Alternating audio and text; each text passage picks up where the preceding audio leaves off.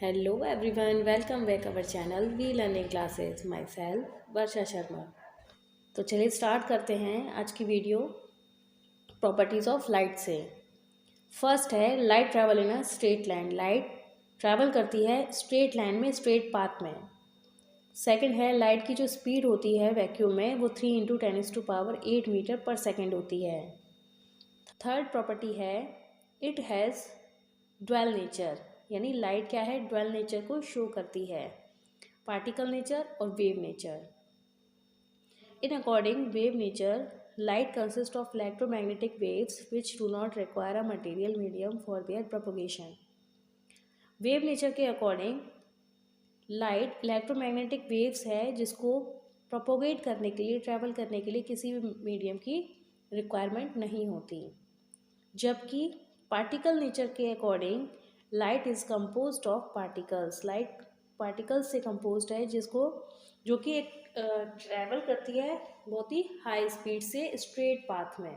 After physics experiment, यानी physics experiments के बाद में दोनों ही नेचर सही माने गए।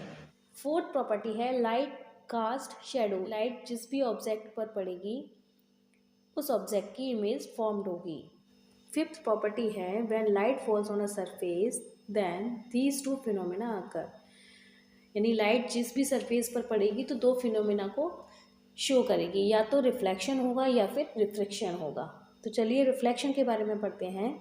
जैसा कि हमने लास्ट वीडियो में पढ़ा था, रिफ्लेक्शन क्या है। This is the phenomena of bouncing back of the light rays in the same medium on striking on a smooth surface is called reflection of light. यानी किसी भी ऑब्जेक्ट की स्मूथ सरफेस पर जब लाइट स्ट्राइक करेगी तो वो same medium में बाउंस बैक होगी। तो इस फिनोमेना को रिफ्लेक्शन ऑफ लाइट बोलते हैं।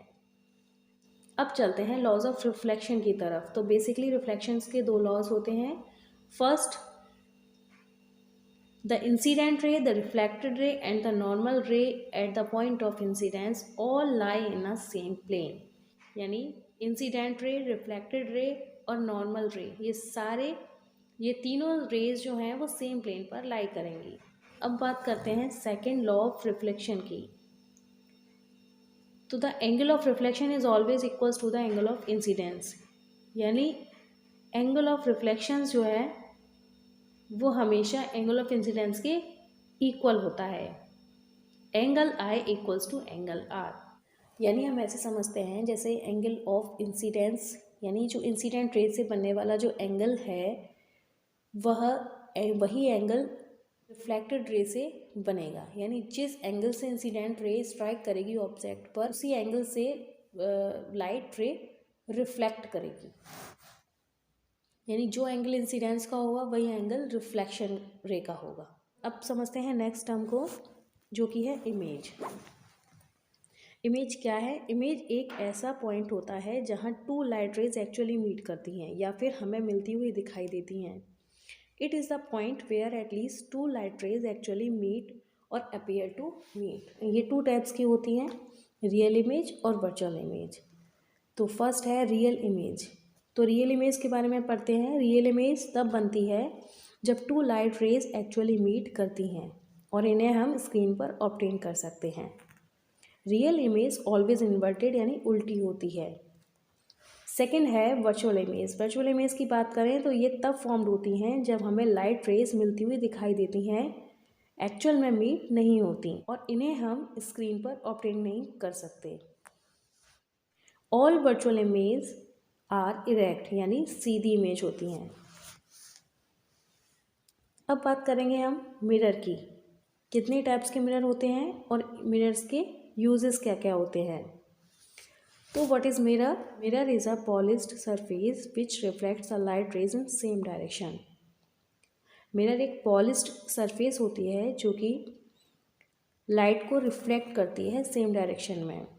It is two types, plane mirror और स्फेरिकल मिरर। ये टू टाइप्स के होते हैं, एक होता है प्लेन मिरर और एक होता है स्फेरिकल मिरर।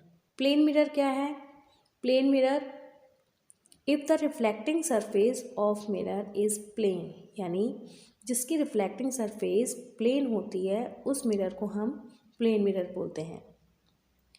और स्फेरिकल मिरर, जिसकी रिफ्लेक्टिंग सरफेस राउंड या कर्व्ड होती है उसे हम स्फेरिकल मिरर बोलते हैं। अब इन मिरर्स पर इमेज किस तरह फॉर्म्ड होती है उसे हम कंटिन्यू करेंगे नेक्स्ट वीडियो में। तब तक हमारे साथ बने रहिए। अगर आपने मेरे चैनल को सब्सक्राइब नहीं किया है तो प्लीज़ सब्सक्राइब कर दीजिए और वीडियो अगर अच्छी लगे तो प्लीज़ लाइक ज़रूर कर दीजिएगा। Thank you.